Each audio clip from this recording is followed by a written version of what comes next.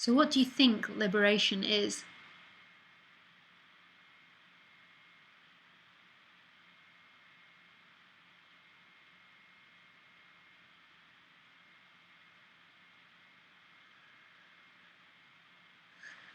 Most people think liberation is pleasure. They imagine them getting to a pleasure.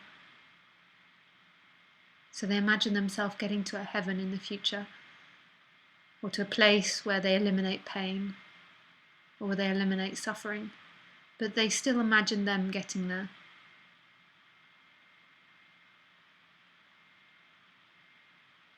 They still imagine them experiencing the rewards of it, of liberation.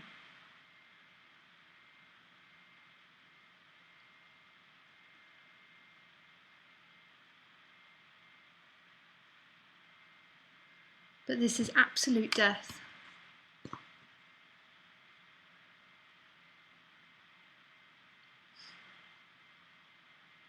You won't experience the rewards of it. There won't be you there anymore.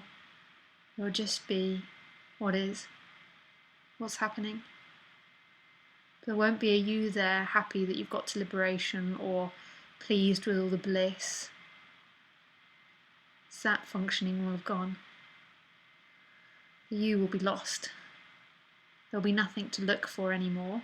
That's what the me spends most of its time, or the person spends most of its time thinking about when it gets there. There won't be anything to look for anymore. That game of looking, that game of reading all the spiritual books, when will I get there, or planning to have kids, or planning to go travelling, that game of looking goes. It's not that actions don't happen, but there's no sense of looking for something better than what's happening, because there's not anybody there anymore. There's just what's happening. Thoughts still appear, but everything's appearing in boundlessness. It's not appearing for anyone anymore. So that person that grew up in England or Scotland or Mexico or Africa isn't experiencing what is anymore. There's just what is. If the me could comprehend this, it wouldn't want it. This is the death of you. It's the death of that one that was in love with trying to find love. Was in love with the game of hide and seek. And you might be sitting there complaining, thinking, no, I'm not in love with it. Fuck her, I'm not in love with it. I assure you, the me is absolutely in love with it. It's pissed off when it doesn't get it. Real pissed off. But that not getting it is part of the game. Haven't you ever noticed that when you get someone in a relationship, you lose interest? It's the chase that the me loves. When you feel you get them, you don't want them anymore. It's the same with everything. When you feel you've got it, you won't want it anymore. You'll be on to the next thing. Sometimes their relationships go on years and you don't feel you've got it. So there's still that trying to impress her, trying to get her.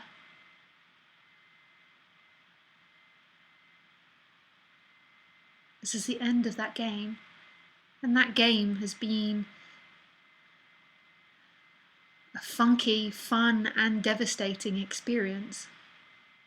But that person that was born 20, 30, 40 years ago, that went to school, that had all these experiences, that travelled the world, that met lots of enlightened teachers, will not experience liberation.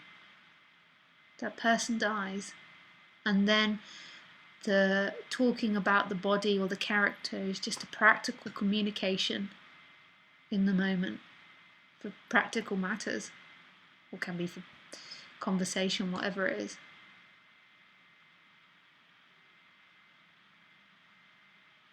That character is just something that appears spontaneous in the moment. There's no longer that you taking the descriptions of the body as who you are and living through that veil. There's just what is happening left.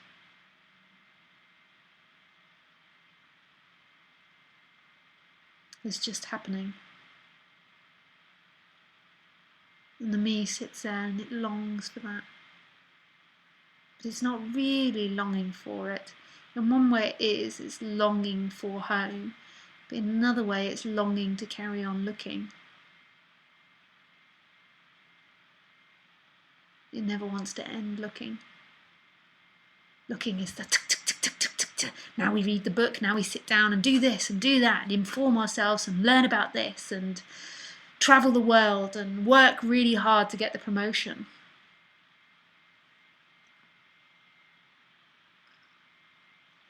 What's left when that person dies? What is? Just what's happening? The drinking of the tea, the light, the sounds, the smell.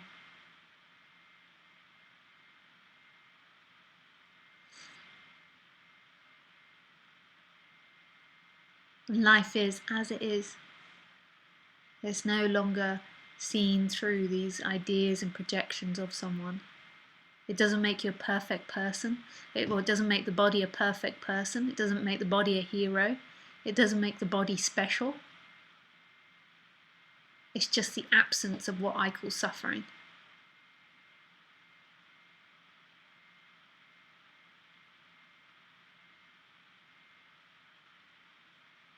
Which is quite different.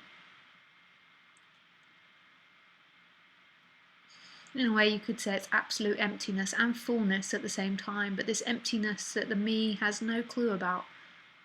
This huge void, this huge silence that's so empty and so alone. Not lonely, alone and still.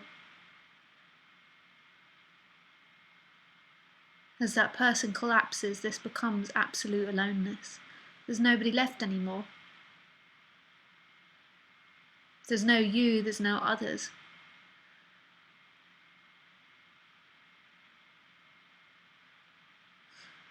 Is this really what you want?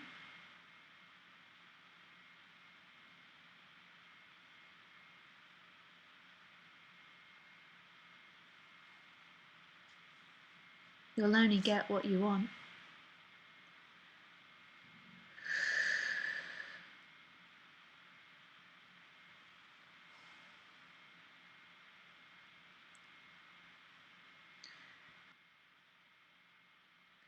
Just one moment, Pierre. I'm just going to carry on doing the introduction and then I'll speak with you. Okay? Could I just get you to turn your video off just to make my connection better? Thank you.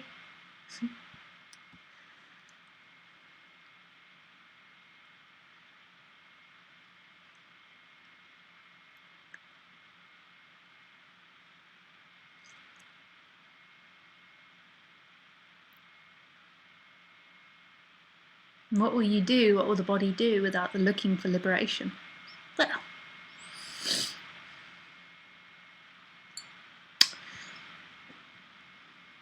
it will be happy.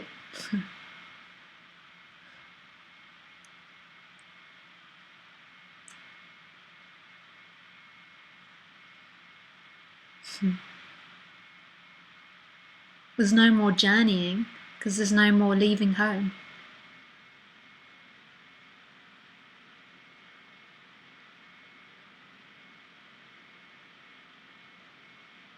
This is it. This is it. And this is absolutely meaningless. This has no point, no purpose, and is going nowhere. This is forms appearing and disappearing for no reason at all. You're not going to get to a reason, you're not going to get to understanding, you're not going to get to meaning, you're not going to get to heaven. The collapse of all of that will happen.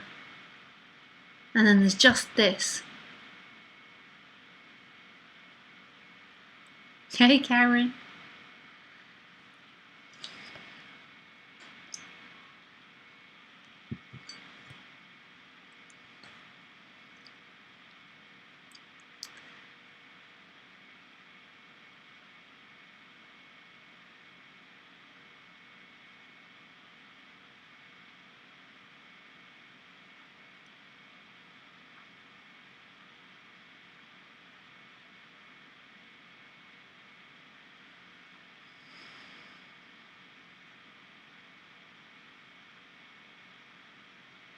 This is loss, not a getting, not a becoming.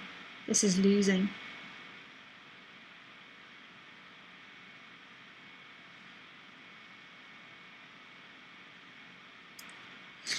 Okay. Hi, Pierre. Hello?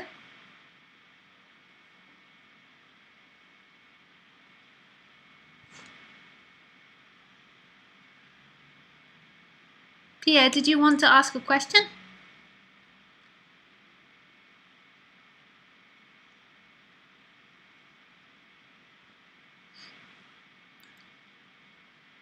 Maybe he just wants to listen.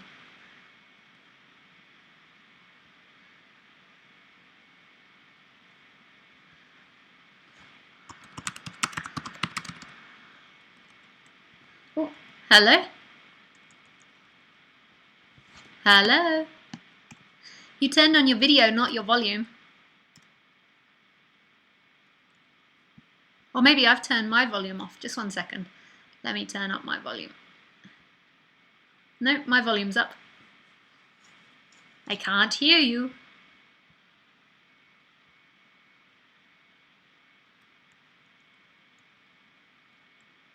Oh, I know, I can't hear you. Hello? Maybe I'll... Oh no, it was me. My speaker was plugged in. I've got you now. Okay, you can hear me? Yeah, I can hear you. Okay. I'm a friend of Nick Willoughby's. Of who, sorry? Nick Willoughby. Oh, okay. And Nick thought, I live in Canada, and he thought it's a good idea I maybe connect with you. I guess I really don't have a question. I just, the place you speak of is, for some reason, I'm there now, and it's just, it's really nice to hear. Oh, nice. Yeah. And so you're watching the live stream? Well, it's funny because it's hard to watch because I got two computers because one of them, my Skype, I don't know how to work it because it's Windows 7. But so when you're speaking on Upstream, it's in different time to the Skype connection here. So I had to turn off the volume on the Upstream or whatever to speak to you like this. Yeah, that's right. You have to, yeah. Okay, you can just sit on Skype and listen if you like, or whatever. And if a question comes, just send me a message. Yeah, I don't have any questions. It's just really nice to listen to you. Okay. But the one thing I will say is that when one is in this state, there isn't, in a sense, there's absolute death and there is nothingness. But that is where life exists. It's like being in that. It's there's a fullness and a completion that happens inside yourself, and that's a gift. I think we maybe have different language for it. Yeah, it's just that inside myself now, I am alive. Just 1 second. It's just my home line calling. Just wait for that to ring on. See, I wouldn't. Oh, wait a minute. I'll wait for it to finish.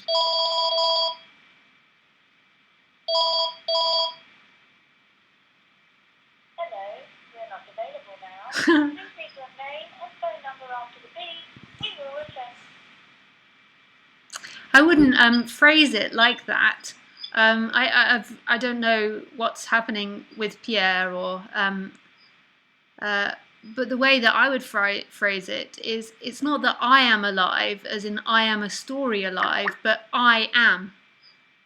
Like, and this I am is full of life and also full of nothing as well, or is nothing and everything.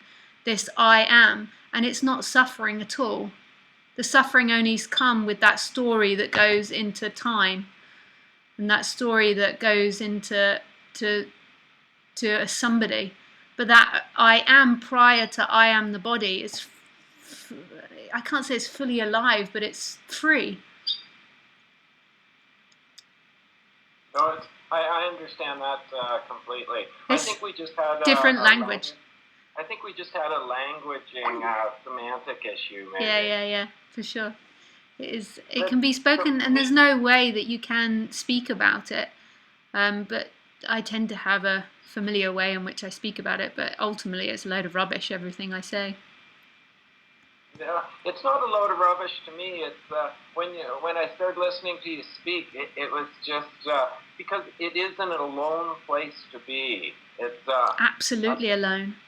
I encounter other human beings now that are still lost in their dreams and seeking, and it's yeah. But the irony of the whole thing is its beauty almost. It's when you do awaken and you see through all the veils.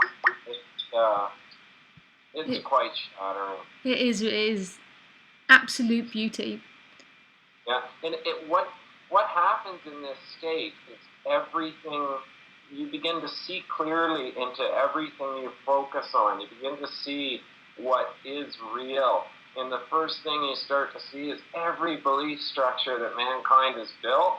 And it doesn't matter if it's religious or political or any ideology, environmentalism. It's just the whole world's just insane. It's absolute bollocks. And whole wars are set up on all these belief systems. This is why I so easily will debunk anything I say, because they can just become new belief systems, just like all the other crazy belief systems. Yeah, and in the end, it's the one thing we never ever wanted. It's the one, we had it when we were little. Yeah. Everyone has it. Everything in nature has this thing except us.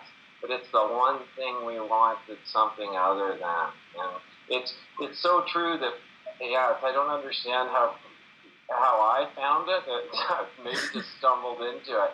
But there's such truth in the fact that this is the last thing that people are actually looking for. Yeah.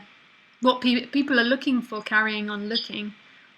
But in some way, there's some sort of like, there's some, like, I feel like there's a little bit of a taste of this in what people think they're looking for. But what they think they're looking for really is pleasure, not this emptiness or this stillness that's here, or this fullness, whichever way you call it. But I mean, there's a little, in a way they're looking for home, but in another way they're not at all. They're looking to carry on seeking. Yeah, well, their home is dressed up with the cloak of highs. Highs, exactly. A cloak of palaces of wonder beyond. They have a cloak of the beyond. And, yeah. It's going to hurt when you die. Not you and I probably, but for other people. Yeah. What, physically die? Yeah, because then they become their natural state, and it's probably like if you were to die quickly and you're all lost in dreams, it could be quite shattering. But and the thing I realized is whether you die before you actually die or whether you die when you physically die, no state receives any reward more than the other. It's we're all going into the dirt, and there's a sweetness in that somehow. Yeah, there is, actually, there is. Everyone goes into dirt. So I think the best message for anyone is just, even if you're living in illusion, just try and have as much fun as you can. Okay, Lisa, I'm going to let you talk to other people now. It was really nice to connect with you. Yeah, and nice to speak to you, Pierre. Oh my God, you're so gorgeous. Oh, sweet. Okay. So I look forward to talking some other time, and yeah. Thanks, Pierre. Oh, you're welcome. It was such a pleasure to meet you. Yeah. Bye. Hey, Karuna.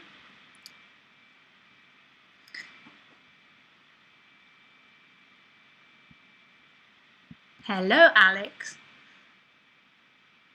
Hi, Lisa. Come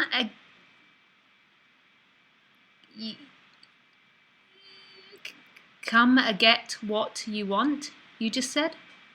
Huh? Come get what you want? I don't know what I said. That really is the complete destruction of any concept. One of those concepts is not the biggest of all, is the idea of me. I'm not saying I had done it. I just made a big, small first step, and There is no doer, but it seems to me an energy who wants this, and I'm trying not to say how or when, but I know I'm not done. I have no questions really. I don't want to ask. I'm here, dropping concepts without really trying, and that's it. Kiss to you, dear Lisa. Kiss, Alex.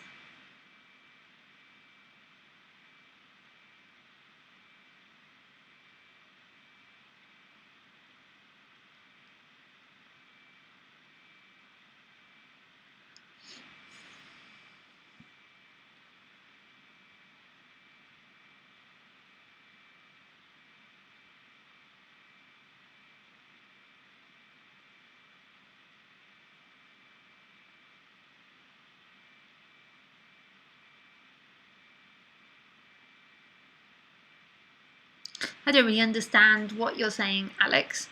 I kind of understand it in words. It makes right sentences, but I don't get really a feel of what you're saying. So no reply comes. Hi, Ramon. Oh, no echo. Sorry, I had an echo because I was talking to my friend in Canada and he was also watching me. Strange and a bit funky.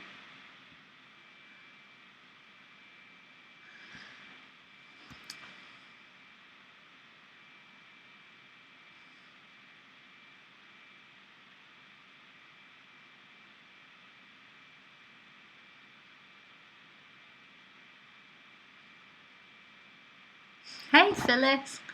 Sorry I'm late tonight.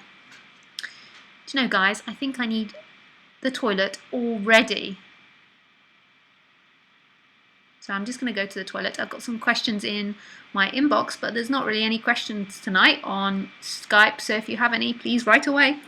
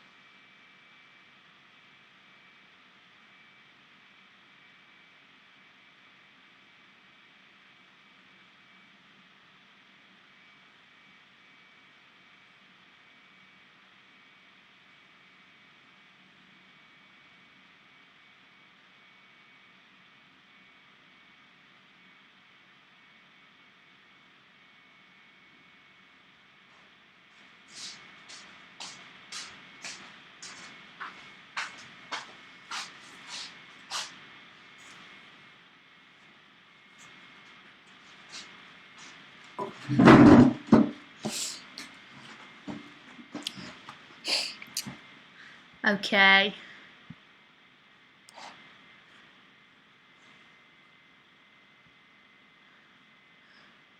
Hi, Cedric C. Hi, Diego. Okay, I'm just going to answer the questions in my inbox.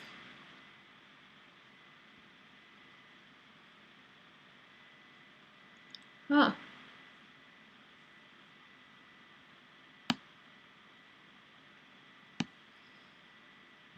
Oh, I put you in organisers. Okay, this is from Adam. I'm not sure why I continue to watch your Ustream shows, as you seem to say again and again that there is no hope to find this, even though you apparently found this. Any thoughts, advice? Thanks, Lisa. That's from Adam.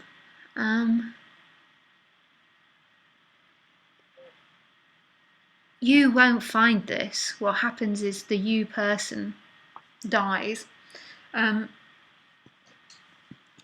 you're convinced that you're the one acting, and it's your choice to watch it or not. It's not. And that watching it maybe now you think is in some way wrong because it means that you're looking for it. It's just happening. That's what's happening, listening to Lisa's blah blah. Couldn't be any other way.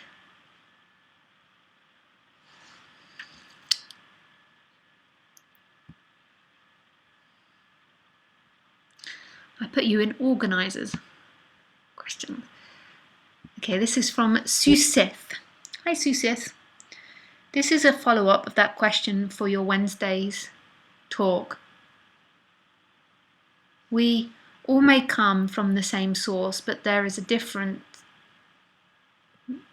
The perceptions, feelings, thoughts that is known by you and what is known by me in here.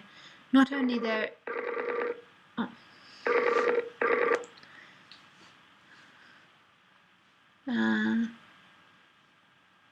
Not only there is a difference, there also seems to be a logical pattern. After going to bed next morning, I do not suddenly wake up as a fish in the ocean, or the body does not appear to get younger and younger day by day. There seems to be cause and effect, relationship and law of nature. What determines one suffers and another one doesn't? Does being present have an effect on apparent stream of experiences?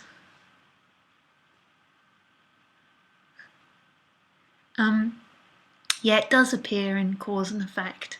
It does seem to appear in cause and effect, but the ultimate truth is it's always stillness. But it seems to appear in cause and effect, the world. That seems.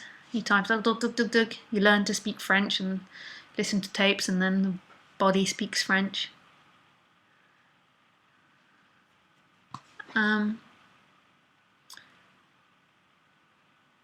But it's ultimately stillness. The actual experience is it's always this moment, and past and future arise here, cause and effect arises here. This is an effect of the past. The actual experience is there is this, and the ideas of that arise. That's the actual experience. But in the ideas, it seems to appear in cause and effect.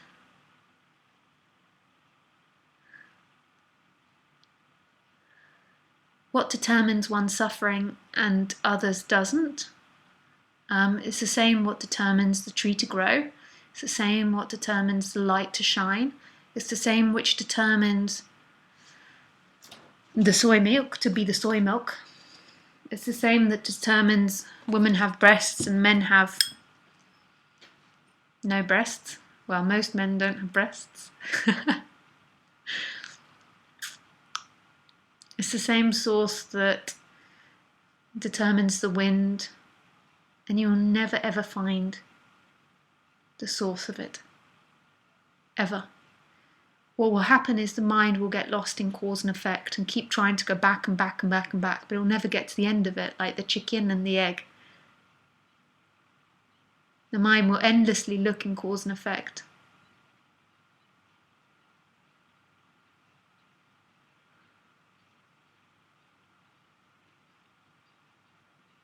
And you'll never find the source of anything, yet there is this isness, this amness,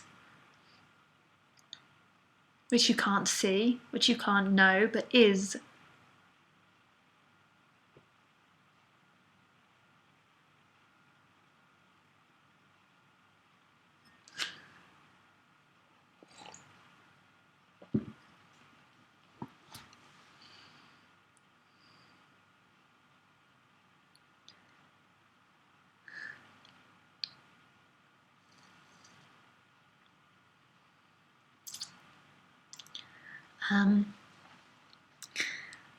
So, what determines one body mind mechanism to suffer and the other not is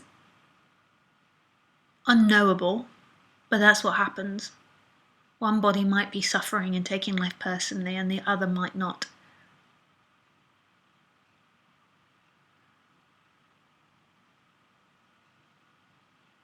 Does being present have an effect on apparent stream of experiences? It implies that you are somebody that could be present. Being present may or may not happen, but who is the one that thinks it could be present? That one is a whole belief system, which has made things feel really real and made that whole divide happen. Many spiritual teachers, this is from Suseth, suggest we live true to our hearts, not the mind. Does this mean not doing anything that goes against our conscience? But isn't conscience based on our own conditioning? I don't know what many teachers promote. I've heard that before about living from the heart. I presume what they mean is like not living through the intellect. But then isn't the idea that there's a you that could live through the heart, intellectual? And where and what is the heart?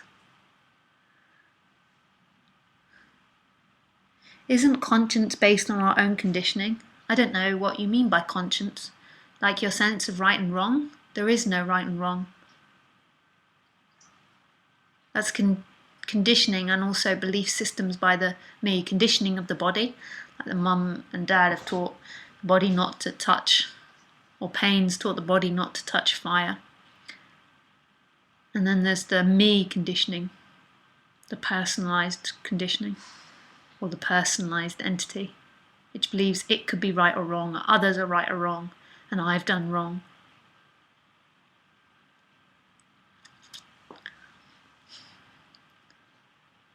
Most people just want morality because they want to feel safe, but you'll never feel safe in a cage of me. It's always going to be vulnerable. In order to exist, it has to be vulnerable to look for that love which it thinks it's lost. People fight whole wars for this idea of good and this idea of a better place. And they fight these whole wars not to find the good or to help others or to find this better place. They fight the wars to try not to feel vulnerable and find that love. They tell the story it's for others, but who are the others they see? Just themselves, just their own vulnerability. You're concerned about morality not for others, but for your own safety. Does this mean not doing anything that goes against our conscience, but as when I notice that we are not act from the jealousy or fear, but from the judgment that jealousy is fear is bad? Huh? Oh, sorry.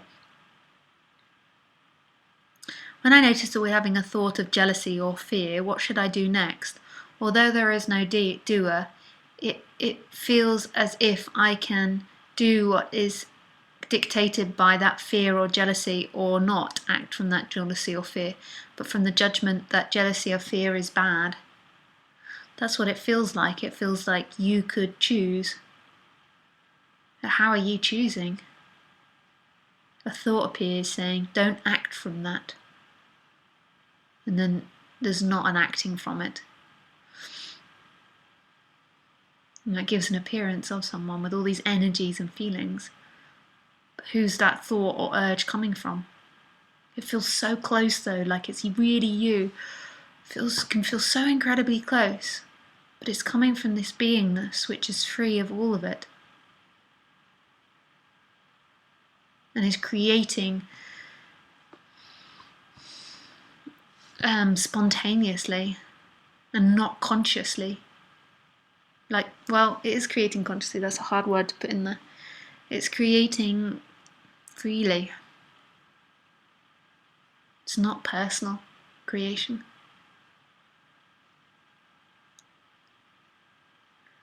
What is happening to me under these circumstances? Is it a battle between two gems of thought?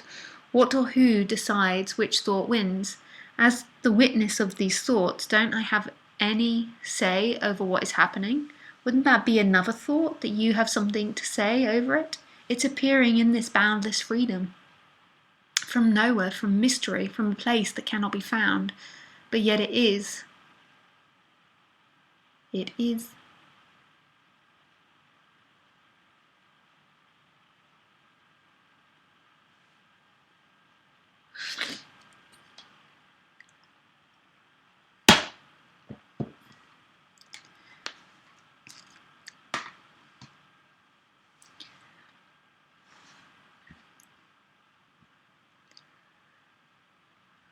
Thanks, Sue says.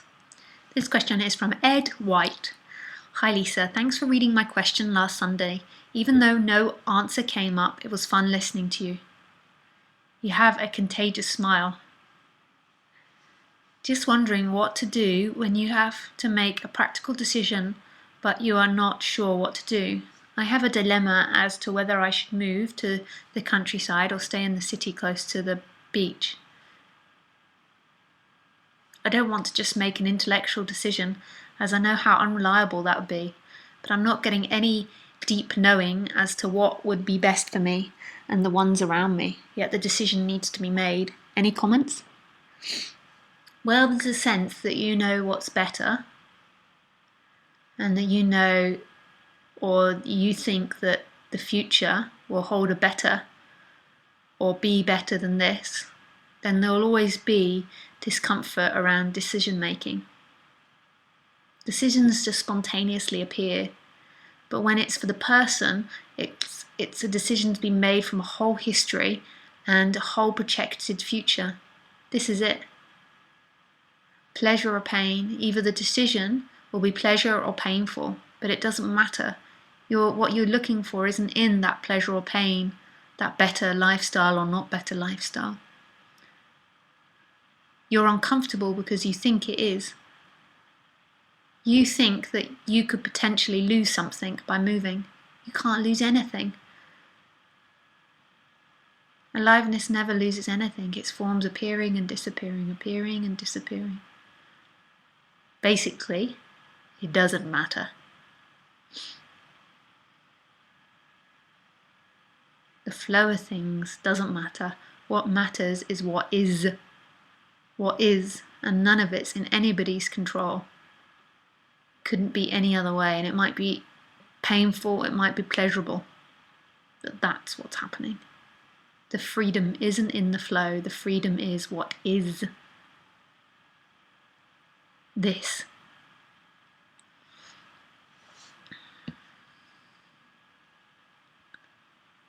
Thanks, Ed. You got a reply this time. This is from Earth Monk. Hello, Earth Monk. Oh no, Ben his name is. From listening to you, it seems there's no point in trying to do anything, just life happening, you say, and the rest is mystery. I don't think that I say there's no point in trying to do anything, Earth Monk. I think that's Earth Monk's interpretation of what Lisa's saying.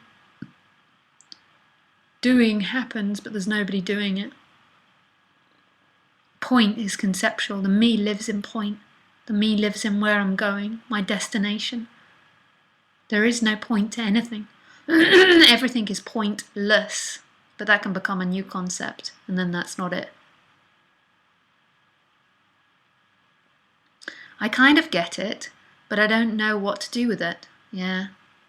The me doesn't know what to do with that. It turns into all sorts of things. She says I can't do anything. She says I shouldn't listen to her. She says this, she says that. My guess is you'd agree there is nothing to do with it.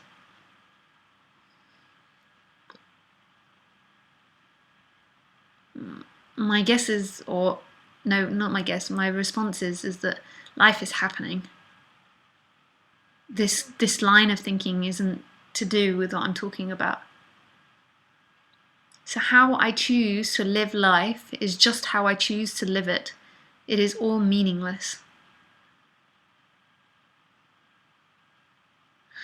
You think how you think you choose to live it. There's nobody actually in there living it and choosing to live it. Destroy the planet, not destroy the planet. All the complex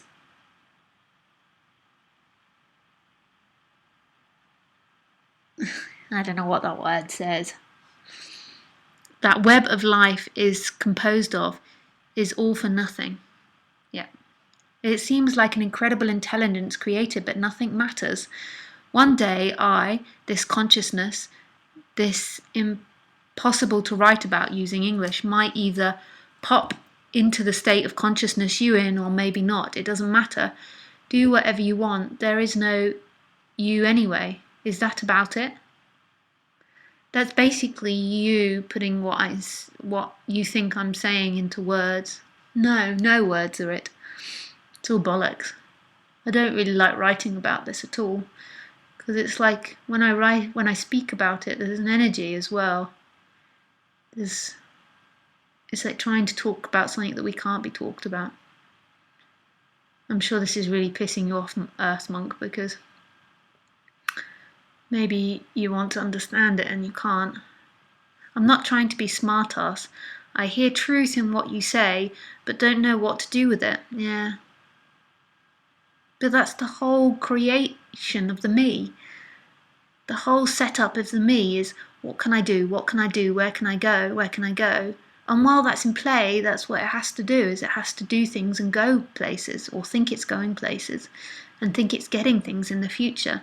And this is pointing back to the freedom that's here, what's actually happening, beyond that concept of a somebody looking. This stillness that's here. But while it feels like it has to look, it has to look. Totally agree. I can't do anything to change my state of consciousness. There isn't somebody there that could. But there might be ideas about that, or not ideas about that. About I could change, or I can do this, or blah blah blah. And know the world like you know it. I don't really know it. There's just what's happening. So life seems arbitrary. Be the devil incarnate, or work to be your vision of the saint. It doesn't matter. But this is all dreaming. You're trying to hear this through your dream of what to be or not to be. We're not talking about what you are or what you're not. That's not what's being talked about. But the mind keeps wanting to focus on doing and what I am and what I'm not. If this isn't correct, I hope you tell me what is. You remind me of a philology professor who only can define God by what God is not. It's truth, but I don't know how it helps me to live better. It doesn't help you to live better. It doesn't, Earth Monk. And I wonder if I'm a fool to even try. I have a feeling you will say I am. There is no better. Why do you want... Why... Oh, I have a feeling you will say I am. There is no better. I'm not going to say you're a fool, but it's all in dreamland. We're pointing back to something that's beyond the dream, the stillness, the freedom that's here, beyond that idea of good, bad, right, wrong. It's right here what you're looking for.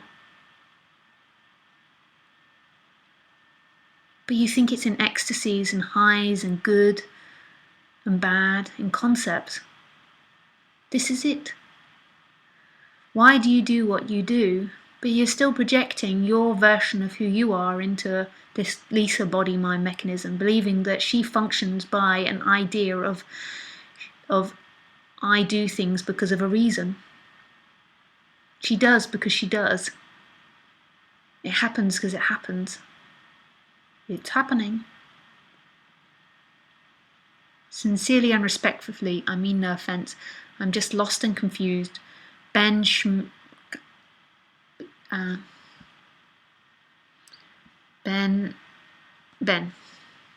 Yeah.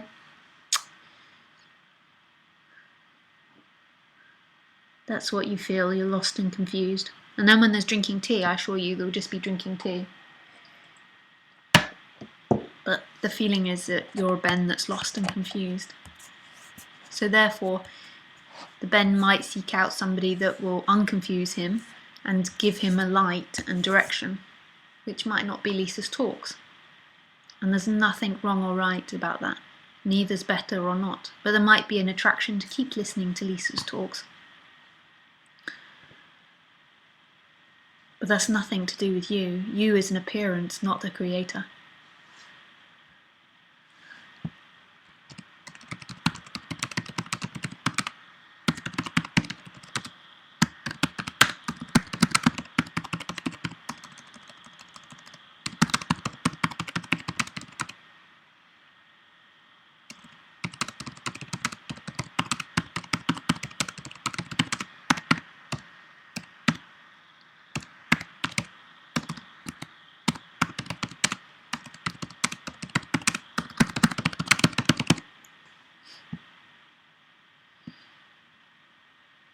We were doing this game of charades, this a talk that I did, not a retreat, but a live-in talks that I did, and and we're playing charades, and these two people were acting out this person like talking and then going, and then them talking and pulling faces and then, And then somebody, like, they only acted it out for a couple of seconds, and somebody went, Lisa! And I had no idea that was the Lisa body mind mechanism, because that's just not seen from here. That was very amusing. But to them, that's what the Lisa body mind mechanism does. You can never see the body, really. Yet you're so obsessed that's who you are. Okay, this one's from Francesco. Hi, Francesco. Hi, Lisa. I'm Francesco. I've seen your interview of Buddha at the gas pump, and I wanted really to thank you for your sharing. I know that I often sound like a retard when I'm reading people's emails, and I apologise for reading people's names badly and reading what they write to me so eloquently really badly. But also sometimes what you guys don't know is some people that write to me aren't English, and so I'm also while I'm reading, I'm putting it into not proper English. I don't speak proper English, but the English that I know. So just a lot of people laugh at me for the way that I pronounce things and say things, but I'm also translating. In these periods, I've been living something similar to what you were describing, sometimes watching the life playing through my body, see that all the objects are so vibrant, so alive, drive the car and suddenly realize that everything is just for me, appears and disappears in me, start laughing and singing and be astonished by the richness of it all, looking back and seeing nothing. Other times, bloody hell, I'm completely destroyed by emotions, drained down by every thought, feel the loneliness and all the sadness of the world. I have really enjoyed when you were talking about laughing and how we stop at a certain point when we grow up. Thanks a lot. Even if I know you will read this email, is the same being that has wrote it. Love, Francesco. Oh.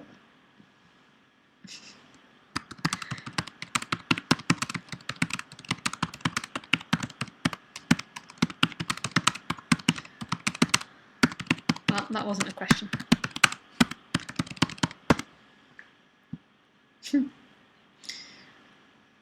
Okay, so let's go back to the questions on Skype. Oh, so sweet, you and Pere. He's an old friend. He introduced me to Thailand. Met him at John de Ruyter in Canada. He's really wild. Really, really. Hi, Lisa. Yeah, hammer that keyboard. It won't last long. Ah. It maybe sounds louder because it's right near the mic. Hi, Diego. Hi, Lisa. Nothing to do, no real question, just saying hi, and that I'm continuously enjoying the streams. Ah, nice, Diego. Hi, Cedric C. Hi, Lisa. What's the place of desire in life, in your perspective?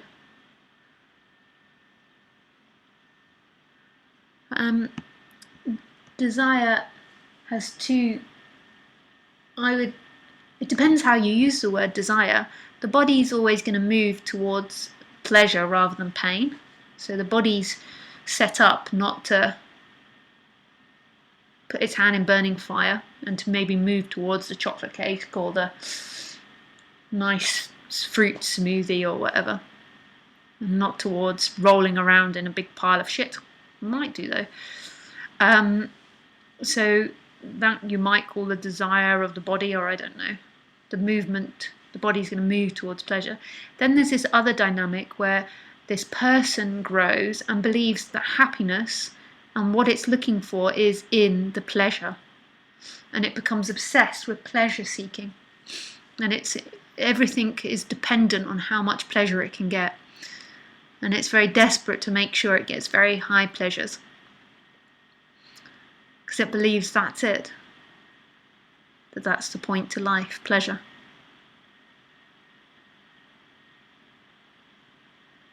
And there's nothing wrong with pleasure. Pleasure's really nice, the body's going to naturally move towards that, but when it's believed to be your wholeness and completion, then the suffering begins, because it's more important than anything else. It's the most important thing, and a whole story builds around it. how you didn't get pleasure, how somebody hurt you. Good, bad, right, wrong, blah, blah, blah, blah, blah, blah, blah. Hey, Paul. I did get your message inviting me to Vienna. And I've been invited before, and I'm considering it as well. Or there's been a reading of it and there's a waiting for an answer. Maybe it's not that I'm considering it. I sent you a message yesterday. Did you get it? Invite you again to Vienna. I cannot travel so far so often because I have a little daughter at home, Paul. Yeah, and it sounds perfect. I also have some other people that wanted me to go to Vienna, but that never happened. And then some more people were on about it recently. So I'll get back to you when the answer comes. I'm sure it'll be a yes. Hi, Alex. I think liberation is being not identified with the thoughts and just enjoy to be as it is. Sounds easy to say so. I just say, oops. It's that person which is claiming everything, the thoughts, the emotions, the actions. This is who I am. And believes that that's reality. That is the way things are. They are bad. I am right. This is what should happen. And that's really real to that person, that seeming entity. But there's never been somebody there. It wasn't there at birth. It seemed to grow seemingly over time. It's just appearances that have, it seems, how many more times can I say the word seems, have accumulated over time to give the appearance of somebody with all these belief systems and ideas and check. Alexander says, would be great if you came to Vienna. Yeah, there's been a lot of people asking me. I think we shall say yes to Vienna. The urge is coming to say yes. Just need to work out all the timings and everything. I'll email you about that. Paul. Laurent, I realise that I, awareness, have never witnessed its own being. How is this fact related to the fact that awareness doesn't share the destiny of this body? That is typing those words.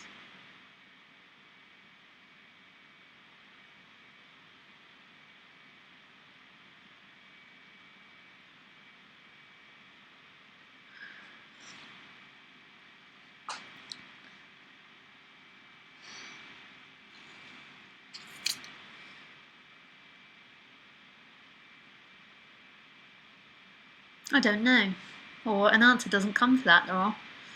I can read the words, but I can't energetically seem to feel the question. It doesn't seem to provoke anything.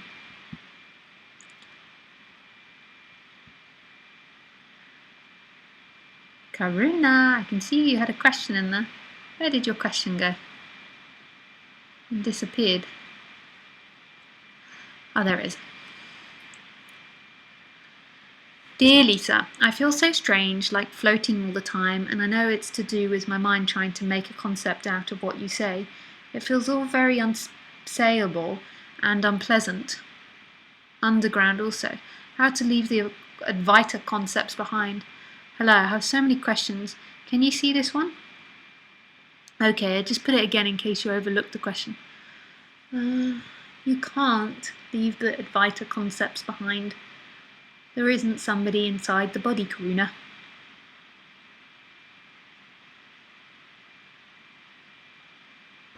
The Advaita concepts appear and fall away, and this me energy grabs some and doesn't, but that's just spontaneously appearing. Okay, but I feel like in a Ferrari tale, like Alice in Wonderland. Yeah, that's okay. That one that's trying to describe the experience is just trying to make something out of it and then somewhere to go. That's what's happening. Ferrari and Alice in Wonderland. There's no getting out of any of it.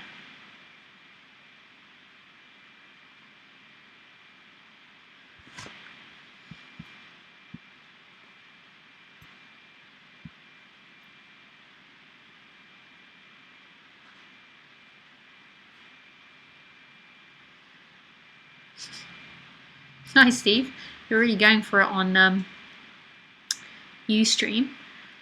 Just to let you guys know that it's best to send me questions through Skype, which is Lisa Cairns 12. And if you're having problems with ads, it's best to use AdBlock Plus, and you've got to download it with Google or not with Google, Firefox or Google Chrome, and then watch Ustream in there. It'll take off your ads for everything. It's pretty fantastic.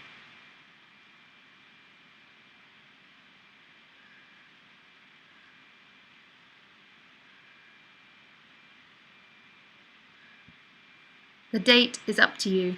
I have time for a body, mind, mechanism lifetime. Body, mind, machine lifetime.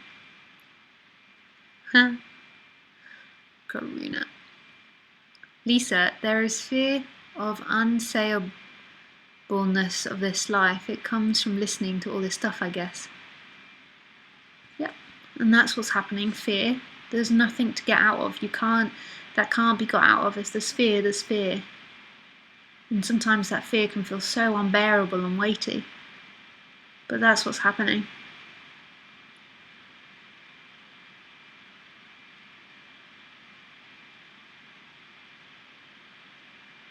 The mind tries to make up stories about it, where it came from. Oh yeah, Patrick, call away.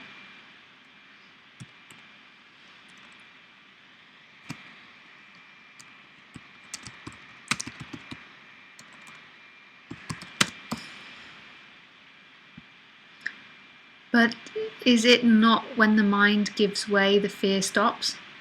That's conceptual, Karuna. The only reason you want to know that is because you want to tell yourself the story that it will fall away in the future. All there is fear. When there's fear, all there is fear. I'm not going to sit here and tell you of what it's going to be like in the future. This is it. And it's so intense and uncomfortable, and the mind wants to know it will go, and it shouldn't be there. It is what it is. But liberated people are free of this fear, no? Why do you want to know, Karuna? So you can tell yourself it shouldn't be there and that you're unliberated? Yes. This isn't going to help the answer to that question. I rarely talk. At the beginning, there was a little bit of excitement to talk about Lisa's experience, but now I rarely talk about it. So if you go back to old videos, you'll hear this body talking more about Lisa's experiences, or Lisa's experience, because so many questions are about that, but that began to fall away as there was no interest in it from here, but also it was seen so clearly that it was asked Lisa's experience because the questioner wanted to tell itself a story that in the future it won't have that, and that's just more dreaming. It's just dreaming about a future where it will be better, and that's the same as buying a car or getting a house or any of that. It's just part of the personal dynamic.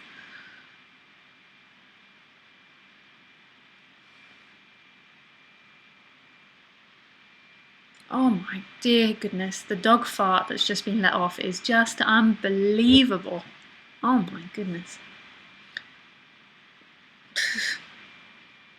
I'm in trouble tonight. Cassie, my mum's dog, stole food, and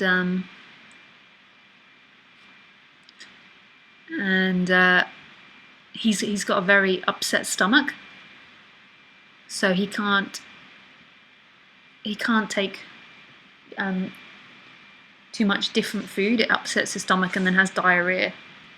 And phoo la la, tonight we're going to have diarrhea everywhere. It's like a machine gun's gone off or a bomb's gone off.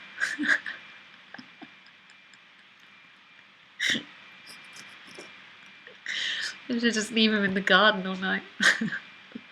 Oh, what a smell. Okay.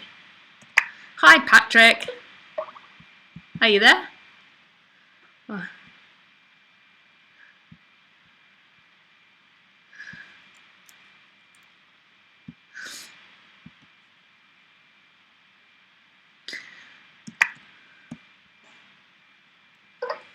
Hey, Patrick. Hi. Hey, yeah. Sorry, I was just answering another question when you called, so I just left you on silent. You almost would be like, Lisa, Lisa, Lisa, she can't hear me. Yeah. Am I echoing then? I was echoing earlier on. No. That's good. So you just called me, yeah, that's right. Yeah. That's good. A bit different. You were talking about pleasure earlier on. It might have been a long time ago now, because I've been watching you stream. Yeah. I have no idea what corresponds with what. You know, where that was. That might have been hours ago. I don't know. Yeah. I can't really remember, but Ustream is quite a bit behind. I don't know if you've ever noticed when you call in. Yeah, I have. So, you know, you talk about pleasure, and I'm really, a separate entity, or is absolutely just absorbed at the moment. You know, it's just drowning in it. Just sort There's of. nothing wrong with pleasure. There's nothing wrong with that at all. No. Yeah. What fun pleasure can be. Yeah, but it's in every aspect. It will go higher if there's the belief that that's your happiness. Yeah. Well, there must be the belief that that's what it is. That's where that's where pleasure. Where. Hello. Hey, yeah, I'm just speaking with Patrick at the moment. I'll speak to you afterwards, okay? You can just sit there on silence, and then I'll speak to you when I finish with Patrick. Is that okay?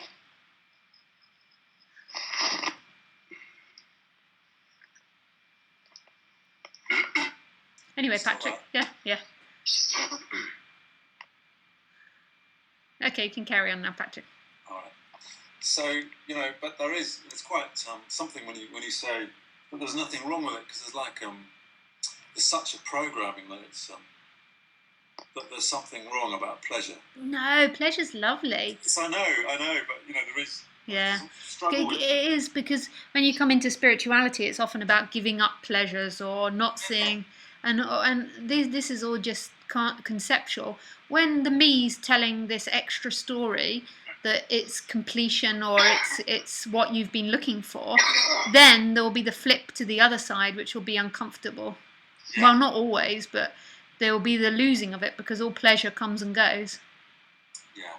And then there will be incredible agony if there's been that energy that's been claiming that pleasure. But that has to happen if that has to happen. Yeah, but the self will, even though it pretends that it's okay, that kind of programming creeps in and finds reasons for it not to be all right. And yeah, you can't get away from it. You were saying you can't escape from it. There's no escape when when you're in that kind of cyclical, that sort of thing that goes round and round and round. Yeah. And so it just seems to be like going in and out from one thing to the next. Yeah. It's kind of a mess. There's a lot of noise in the background. That's, I can't pronounce his name though. That's Oh, sorry, I didn't know I was on. Oh yeah, we can hear everything. Luckily, you weren't farting or burping. It was just it was just movement sounds. Yeah. Yeah, you can quiet your microphone, which is just underneath my picture. Which What's that? You can put your microphone off, or you can just sit there silently. It's okay. Oh, I can take my questions when he's done. That's fine. Yeah. So I'll just turn off my mic. Yeah, and then I'll tell you when I'm ready. Okay. You'll still be able to hear me. Okay, Patrick, go for it. I can't remember what I was on about. Sometimes it really makes me giggle, because people are in Skype together and then they can all hear each other, but they're not always aware that they can hear each other. So One time, this lady wrote to me. You what? Sorry, I got the giggle. One time, this lady wrote to me and was like, "Somebody's eating toast. Who's eating toast?" You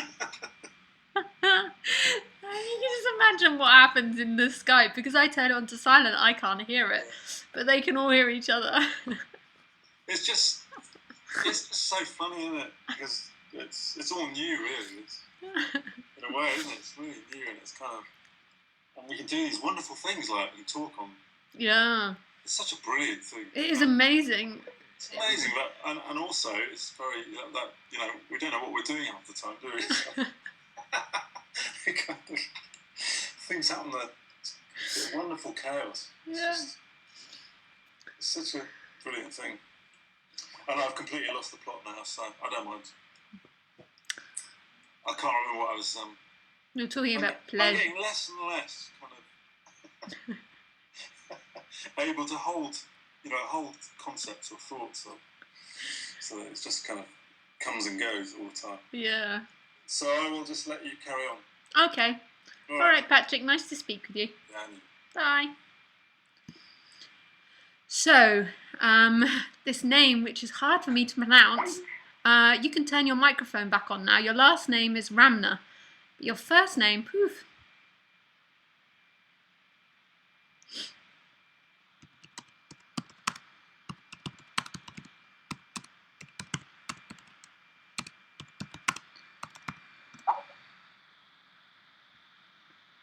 Garchendasa.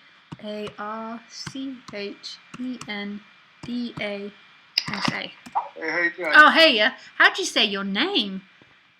Oh, it's really easy. It's just Garchendasa. Garchendasa.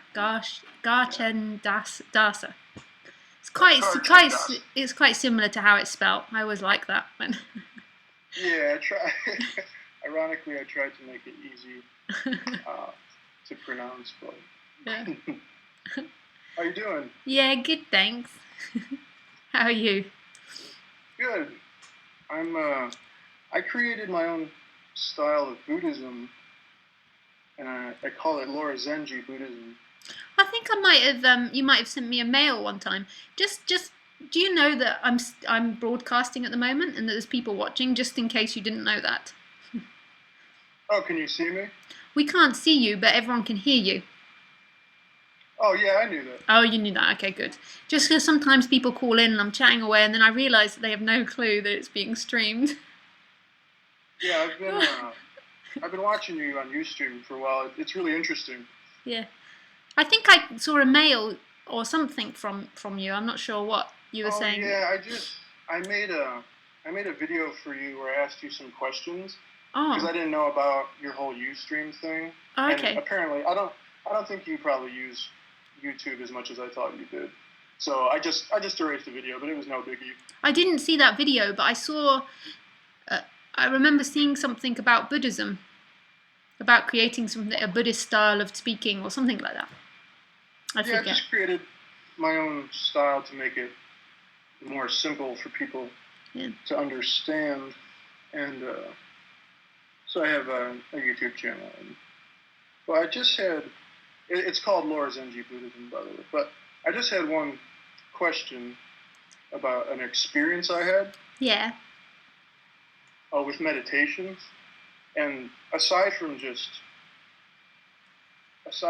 just not even asking any questions or answering any questions with what I'm forced to use words here with your own philosophy. Do you ever do any sitting meditation? I do a lot of sitting, but I don't do any practice. I do a lot of sitting, but I do find that I do generally just the body does enjoy sitting a lot. But I come from Buddhist background. Oh yeah? Yeah. So I did a lot of the body or whatever you want to call it, did a lot of meditation. But I do enjoy just sitting there. I just sit there. I sometimes listen to music. Awesome. I sometimes just sit and watch the lake. But I don't have any practice. I don't do any breathing or I don't practice or focus or anything. But I find that I really enjoy that. I really enjoy just sitting there. Might sound a bit boring, but No, you're kind of like me. I always tell people my meditation's like always going on. Yeah, Like yeah. There's no beginning or end to Yeah. it. Yeah, I experienced that too, but in the practical term, or I like that too. When I talk about meditation, I say everything is meditation, but on the other practical turn, I do a lot of just sitting there, like not doing any activity. But you are obviously doing an activity because you're sitting there. Yeah. Can I ask you a question? Yeah. Because you have a Buddhist background, or Yeah. you're probably pretty knowledgeable about. Well, it's a long time ago, and there was a lot of information crammed in by the Buddhists, and I've forgotten a lot of it.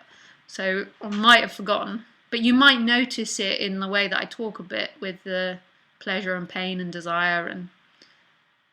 It sounds really. It sounds really simple and kind of more. What you have to say sometimes reminds me about what the Buddha might have originally been talking about. Yeah. That has got misinterpreted over the years. Yeah. And with the different sects of Buddhism. Because what I was going to ask you was, there's reincarnation in Buddhism, in certain sects of Buddhism. But I've always kind of held the belief that when Buddha was speaking about reincarnation, he was speaking about being born with every thought that arises. If you're angry, you'll be born in hell. If you're peaceful, in a sense, you'll be reborn into heaven. Do you think that? Not really, but I quite like the way that you say that. But I wouldn't. The way that I would phrase it is that.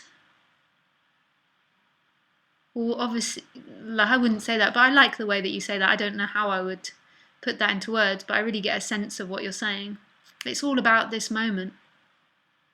Because I find when I watch you, it's almost like there's certain enlightened teachers that just teach in very, very different ways. You would almost think they were saying completely different things. Yeah. But I think the Buddha, or Siddhartha Gautama, had that problem as well. And they said he would teach different things to different people depending on their level of understanding. So when he was talking about reincarnation, he would tell some people who were perhaps more simple-minded that this is literal. He might have expected them to take it as literal truth. Like, yes, when you die, if you don't do good things, that negative karma might follow you. So the simple-minded people would say, oh, I better live, be humble and practice loving kindness and compassion. So he would kind of help them get on the right path. Because I don't think they would understand, like, some of your viewers perhaps might not understand some of the things that you said. Yeah. So he kind of created this whole, I don't know, because sometimes I find that your listeners kind of leave, not in a negative way, but kind of leave empty-handed sometimes. Yeah. If that makes any sense. Yeah. Completely. They completely do. Yeah. Do you ever think about, like, wanting to give them something, even if it's? No, I don't think about it. It's just spontaneous. Yeah. I don't think about it at all. In the beginning, maybe when it first started talking, maybe there was a bit more thinking about, thinking a little bit more about it, but then that just completely dissolved. It just is completely blah, blah, blah, blah, blah. And the way it's heard is the way it's heard, and I'm sure that for some people this message really resonates. For most people it really doesn't resonate, and for some people maybe listening to this creates great discomfort, and some people maybe there's great relaxation, but none of it's got anything to do with me. I can't even find that. It's just speaking happening, and I don't know why like, it's quite extreme the way that I speak, and I don't know why or how, or that's got to happen. But I certainly don't think that I'm right. I certainly don't think that the way that I speak about this is right. I don't think it's wrong either, but I don't have a sense that the way that I'm speaking about it is the correct way. More, what I get the sense of what happens in these talks sometimes is that the conceptual element begins to fall away a bit, and it becomes, this is going to sound really funny, but it becomes like a bit of a song. No, it's maybe because I really appreciate music. Maybe that's not quite resonating with most people, but it becomes like it's like the words begin to dissolve, and it's like it's like a, not a calling, that all sounds so naff, but it's more this energetic thing that people are resonating with. I don't even know how you say it. The words, in a way, are secondary, but when I do speak verbally, it is quite extreme what I say. Yeah, don't be too hard on yourself when you have to use certain words to explain certain things, even though it all might be abstractions. You know, like I kind of understand what you're saying about the song. Like it feels like sometimes when I'm speaking with people live and I can see them, we go not into a trance like a meditation or a different state, but it's like a trance to this, if you know what I mean.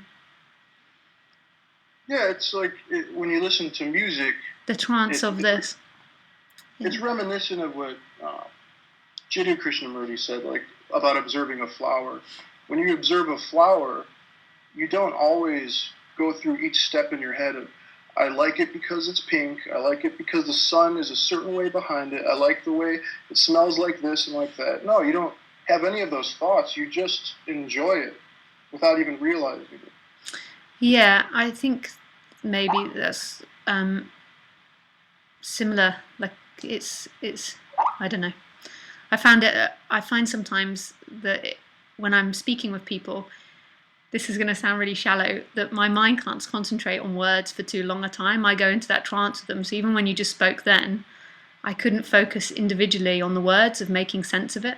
It was like the sounds, the energy in which those words, which you were just saying, were being communicated with. And then I can't really concentrate on the specific meanings of what it's trying to say. And it'll get even more abstract when you meet people that are more in tune to your, I don't know, I guess I call it energy. Because I would imagine if you've ever met anybody like you, you'd have very little to say to each other. As far as words and like abstract cognitive functioning goes, you know? Yeah, it's like a smooth dance. Yeah. If you met somebody who was just like you, or why would you have to say anything sometimes, you know? Yeah. There's a lot of things that can be communicated without abstractions and thoughts, right? I'm losing the ability to think. Like I can't like the idea of that. I'm sure it has lots of. I'm just falling into. That's okay. Well, speaking about more concrete things, before I go, I was just wondering, do you have a Twitter account? No, I don't like to write about this at all. Only speaking. That's cool. Yeah. Yeah, I like speaking way better. This is a completely verbal thing, an energetical thing that's happening. Not that can't happen through words, but what I'm enjoying, or what resonates here, is the speaking and the sliding into just this. Mm-hmm. When you give talks to or what appears to be like lectures to groups of people, because I've seen some of your YouTube videos where you just kind of are lecturing. Yeah. Do you ever find that it's hard to suppress the ego? Because when you're in a room like that and there's people looking at you, whether you're thinking or conscious of your thoughts or not, there's almost like this. I would imagine it's very hard not to get an ego trip going on. Like these people are there to listen to what you have to say, even if what you have to say has no meaning or is beyond words. They're looking up at you with those eyes, and I would imagine that it's pretty hard to not get a big head in it. Actually, well, the funny part about it is that I no longer can see myself, so I can't see people looking at me. It's really funny. That's it, exactly how you'd expect it to be, that you'd think that you're sitting up there with people looking at you, but I can't see myself anymore, or there's not somebody that can see themselves. So I can't see people looking up at me. That's really weird, and I can't really feel people asking me questions.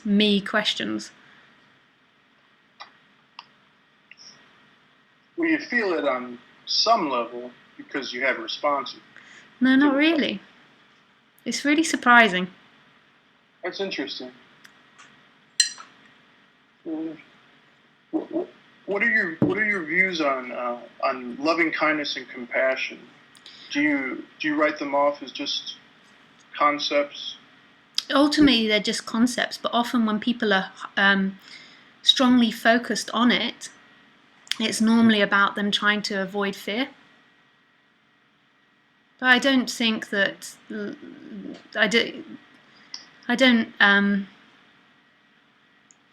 I think that the body-mind mechanism isn't bad. The human isn't bad. It doesn't need concepts of good or bad in order to act.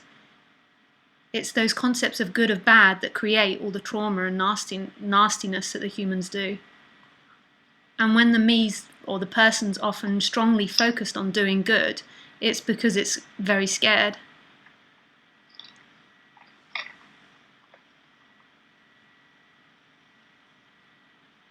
Yeah, I used to wonder about that. It's really strong in Buddhism, though, the doing good. They're really strong. Yeah, because they promote, from my understanding with all the different writings in sex, but the way I like to think of it, it's very interesting with loving kindness and compassion. They say that it's a good thing to cultivate because along with those feelings, it cultivates selflessness. And when you care more about somebody else than the concept of you, they say that that's very freeing. And when you practice loving kindness and compassion to any other being, you're no longer worried about your own happiness or even your own tranquility. In a sense, you might have to delve into those abstractions and kind of be reborn into hell, so to speak, knowing that that's kind of a negative thing to do, but as long as it helps other people, you're willing to sacrifice your own peace. Really. But I just don't see it like that. I get a sense of the body, when the body's not got the person in it, it's not going to be self-centered anymore. So it's not going to be acting for this idea or image of itself, and that's true. But the idea of somebody imagining the other person suffering is only in a personal story again. It's just the me projected outwards into another body, instead of the me being projected, this is who I am and I should be nice to myself, or whatever, it's where I've got to love myself or be kind to myself. It's just projecting that story outwards onto another body mind mechanism. When that dissolves, then pure selfless action happen, which you can't see. You can't see that selfish action. You can't describe what a selfless action is. Would you agree with the premise that there's people who are caught up in abstract thought? Like, probably, I would assume you would believe most people are like that. Yeah. If those people, like, for instance, I don't know, fed a starving child, whether you think reality is a dream or not, sometimes I feel like, that child gets fed. whether the person feeding them. I know, and that's was a such a nice idea.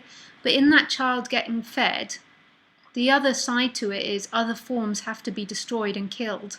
It's all a circle. It's such a nice idea that there's goodness in the flow of things and that there's a good action. And I'm not saying do or don't feed the starving child. I mean, if this body was in front of starving children, it would be feeding them more than likely. I'm sure most bodies would. But you can't find goodness. There is no goodness. That's just conceptual.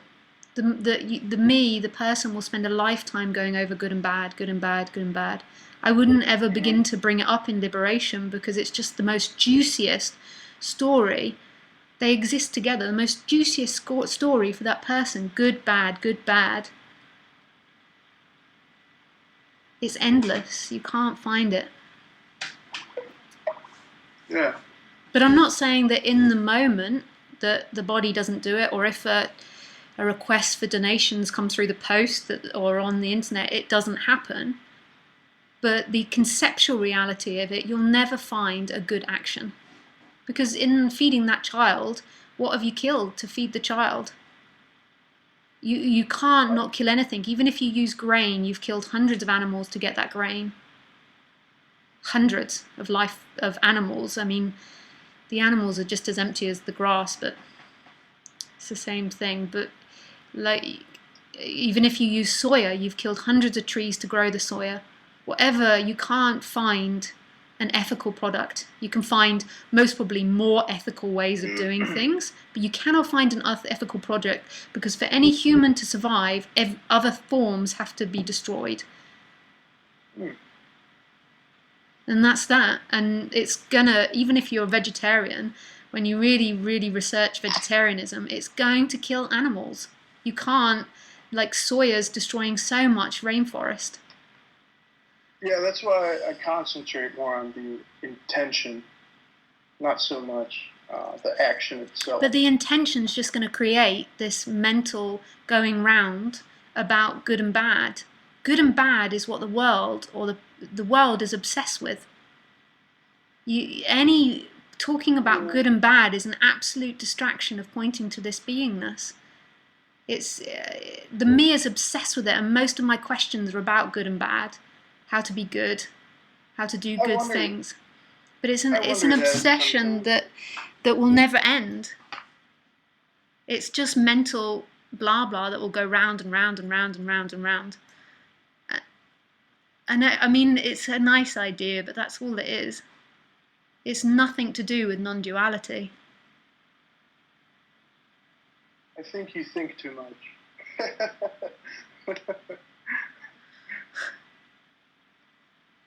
Yeah, that's what it's like. If you pick up a remote control, you call it a remote control. If when you deal with viewing all thought as abstractions and illusions, it's very hard to communicate anything. That's why I have friends who will argue with me that kind of your position, and they'll say like, there is no good and evil. But sometimes I don't know. I guess it just intuitively arises in my mind that there is an objective truth, and just like what's the objective truth? Well, you wouldn't call a remote control a car, would you? That's got nothing to do with what we're talking about now. That's just that. That's still not got anything to do with what you call the name of remote control. It's got nothing to do with this beingness that's right here, right now, in which the words are arising in. You're not going to find it in all that. Yeah, but it's helpful if you want something to get done, like somebody handing you something. That's why I was using the analogous description. Like, if I wanted somebody to hand me something, I would have to call it by a name that they're familiar with. Uh-huh.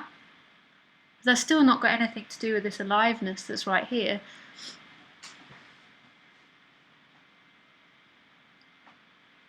Yeah, I'm just saying that if you do an act of kindness, you know, and you say that that was a good act, I think there's a lot of people who would have a fairly good understanding of what you were doing or what you were trying to communicate, of what goodness was. But what's that got to do with non-duality? What's that? What's that got to do with non-duality? It's kind of duality, I guess. Yeah. And if non-duality and duality are just concepts, does it even matter? I guess it's about how much value you put into each abstraction that arises in your mind at any given moment. That's why when I meet somebody like you, I say, if I have to say anything, I say, she's totally right. And then when I meet a Christian, who I'm not, I have a lot of disagreements with their methods in different sects, but if I meet a Christian who's doing something, I also say, like, yeah, they're right too. Even though you may disagree with the Christian, or the Christian may disagree with you, and there might be contradictions. Yeah. I look at it like one and the same. I don't know if I look at it as one and the same like that, but it's all the divine expressing, no matter what sounds it's making. Yeah. And often I have problems in these questions and answers, and I'm having it a little bit with you, because I begin to just listen to the sounds, or the focus goes to the sounds, and it's not listening to, which isn't a problem, because sometimes amazingly a response comes out when it's just listened to the sounds. But it means sometimes it doesn't coincide, so you'll say something and then I say something really random afterwards, because I've just been listening to the sounds of the music that's being expressed, and it is as beautiful as that. Everything is it, everything. The Christian, but then we also say it's also the starving child, and it's also the Nazi.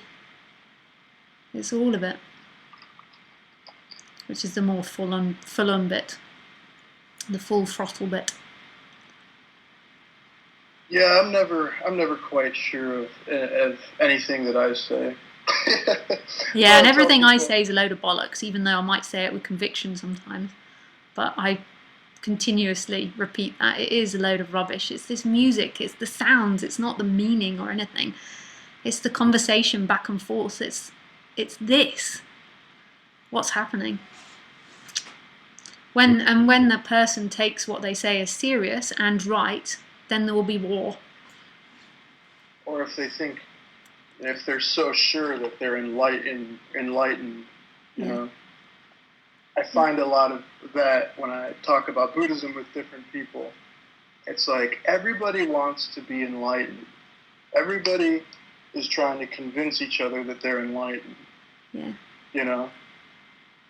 And there can't be anything that is enlightened at all.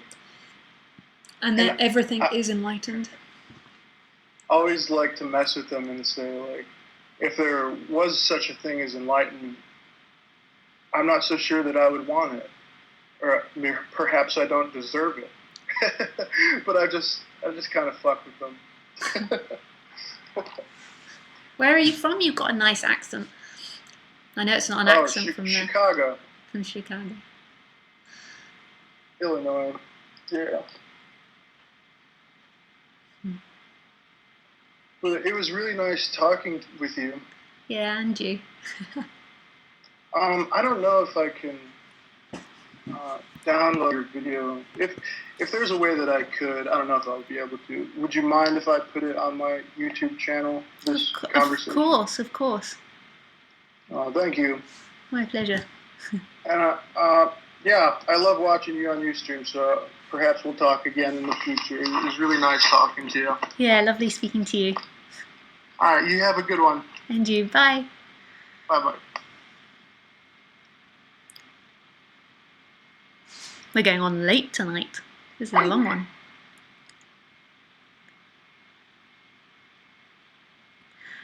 Okay, there's still quite a few more questions, and I will answer them, but I have to go for another toilet break. This is because I drink so much juice and water. And tea. Tea makes you go pee-pee as well.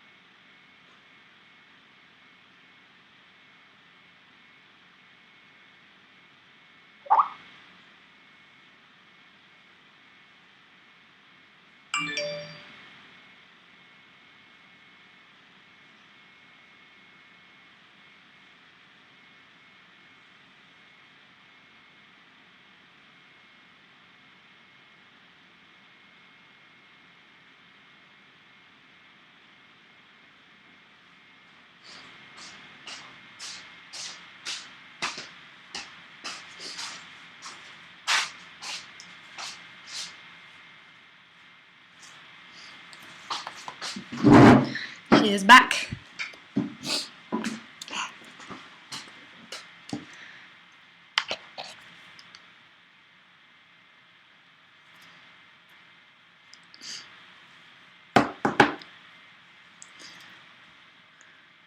Okay. So Karina says, okay, I put this again since I was disconnected. Hopefully time to respond today. I have also one more question. Lisa, could you explain again, please, why it makes no sense to do practice to bring down the me energy?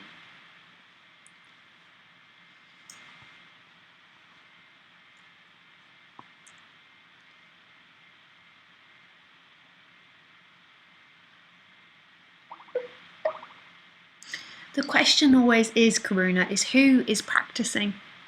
If practice happens, it happens. It's not right or wrong.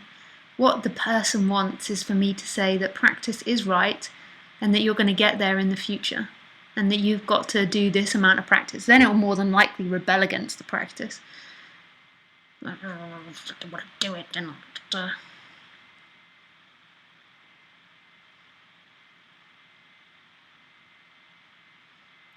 The other question is, to me, it looks like your talks are very clear inquiry into the nature of the mind, which is a practice, I would say. But in one of your last talks, you said it only looks like it is so. What are you doing? Could you explain? It only looks like it is because this is all there is.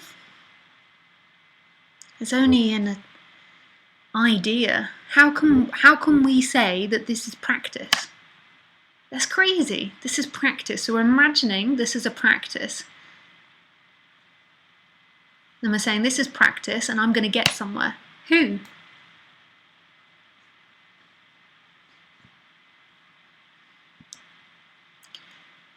It's a trance to this. Perfectly said. It becomes very apparent that there is no doer when I talk with you. No control, no volition. This guy is higher than a kite, Elle. You're talking about the last guy I spoke with? Higher than a kite. Higher than the moon. Hi Lisa, I wanted to tell you a nice story that happened today. My nephew took a break from playing a game and said to me, Jane Doe, this life is not yours. Ha ha ha.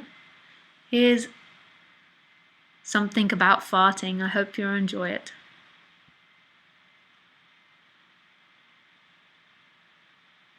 Dear farts on camera. Internet rejoice. Okay.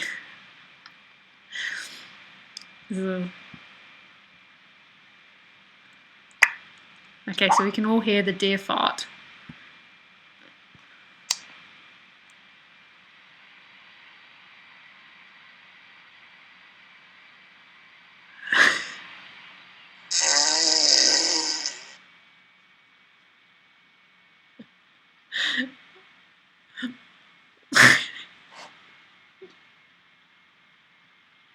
You didn't get to see what I saw. Just the way that his body was is very funny. Thanks for Pink Forget-Me-Not. Hi, do you perceive some things like finding a job, having family, etc.? And is the question of liking your job happens?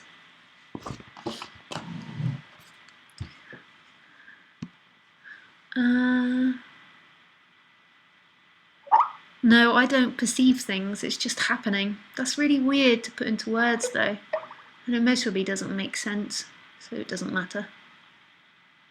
But I presume that's from that last conversation that I had about the audience and not perceiving that you're sitting at the front talking to people. It's kind of funny.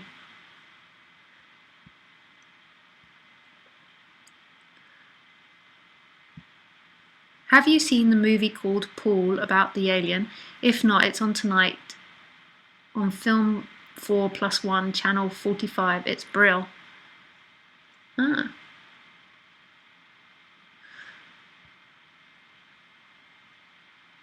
Yeah, it does feel like a song, says Raman. This is the last question.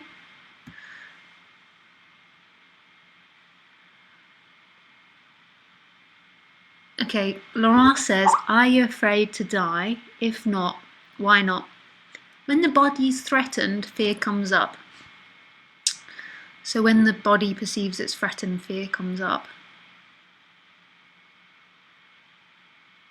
But Laurent, this is going to sound so weird. This is death. Right here. This is full-on death.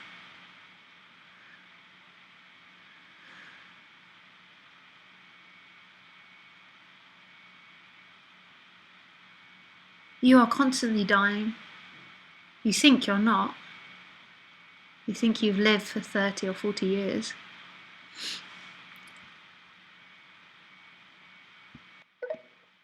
But when the body dies, although the body will experience fear, it's programmed to do that, there's also absolute freedom. It's boundlessness. Absolute freedom. The Buddha used to call it nirvana, death, physical death. Enlightenment was in life and nirvana was death. Not perceive, but preview, make plans. Oh, yeah, the body makes plans, it books its tickets, it says it will go to Vienna or Germany or Cologne, Greece.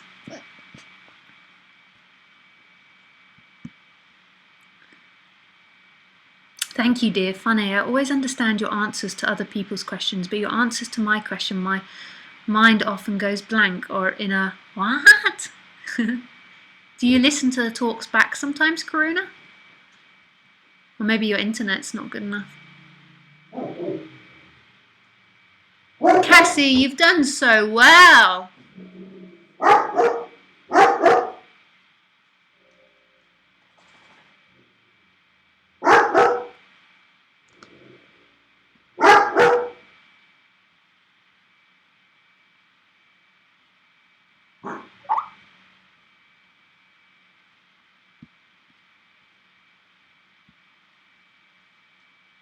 This body is separate from you.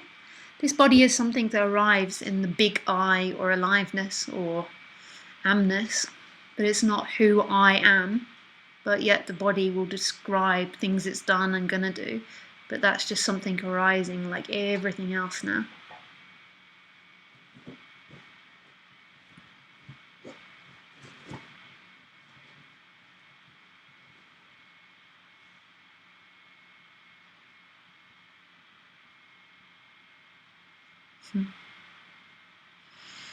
Alright, my loves, that was a long one tonight.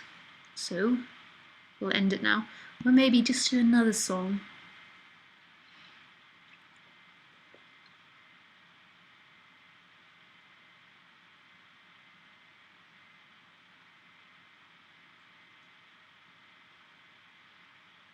And do this one.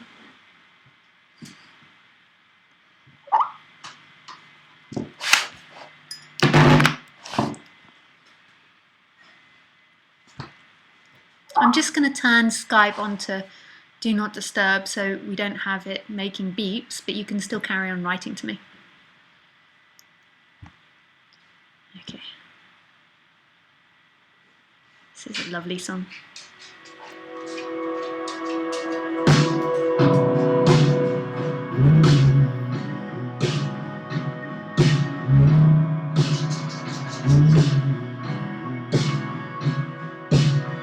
Waking up with a pouring rain, same old sun in the sky,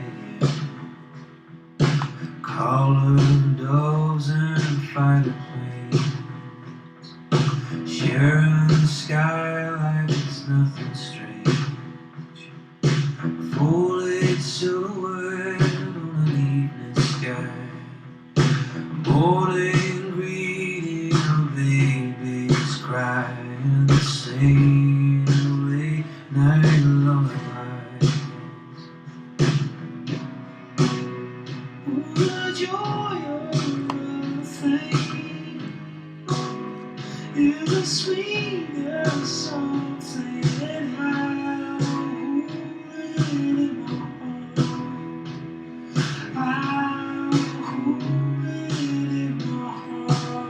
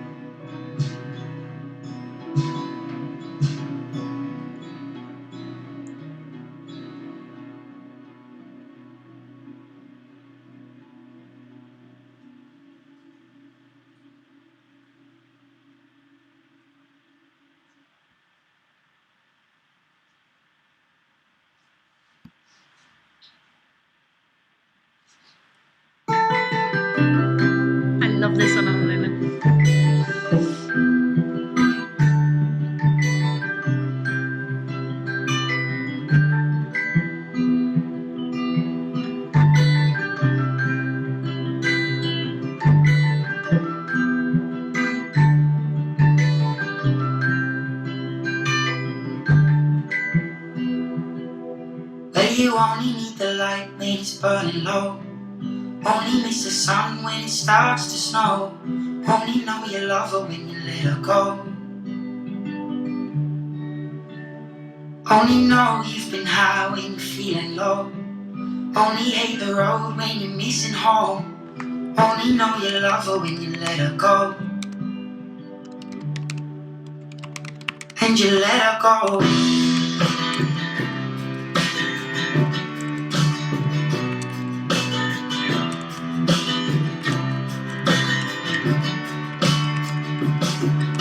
Staring at the bottom of your glass, hoping one day you'll make a dream last. But dreams come slow and they go so fast. You see it when you close your eyes. Maybe one day you'll understand why everything you touch surely dies. But you only need the light when it's burning low. Only miss the sun when it starts to snow. Only know you love her when you let her go. Only know you've been high when you're feeling low. Only hate the road when you're missing home. Only know you love her when you let her go. Staring at the ceiling in the dark, same old empty feeling in your heart. 'Cause love comes slow and it goes so fast. Will you see her when you fall asleep? Never to touch and never to keep, 'cause you loved her too much and you dive too deep. You only need the light when it's burning low. Only miss the sun when it starts to snow. Only know you love her when you let her go.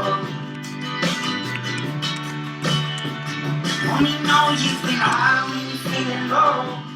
Only hate the road when you're missing home.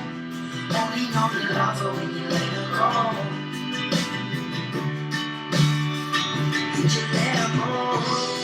Oh, oh, oh, oh. And you let her go. Oh, oh, oh, oh. Will you let her go?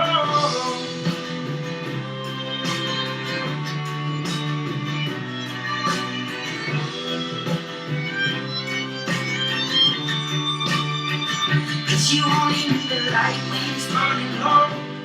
Only miss the sun when it starts to snow. Only know you love her when you let her go. Only know you've been high when you feel low. Only hate the road when you're missing home. Only know you love her when you let her go. 'Cause you only need the light when it's burning low. Only miss the sun when it starts to snow. Only know you love her when you let her go. Only know you've been high when you're feeling low. Only hate the road when you're missing home. Only know you love her when you let her go. Alright, my And you lovely. let her go. I love that last line and I just ruined it. Okay, my loves. I suppose I should do some advertisements. Well, check out my website, events. I've got India coming up, then Nottingham and Berlin, and then also in I've got a live-in one in Maaseik in Belgium. So check out my website. There's lots more on there as well. And I do these talks every Wednesday at 7 p.m. GMT and Sunday 5 p.m. GMT, except when I'm away. So check on my website when I can't do the talks. And if you subscribe to my blog on my website, then you'll get updates of what I'm doing and videos I post. And I like to post a lot of music.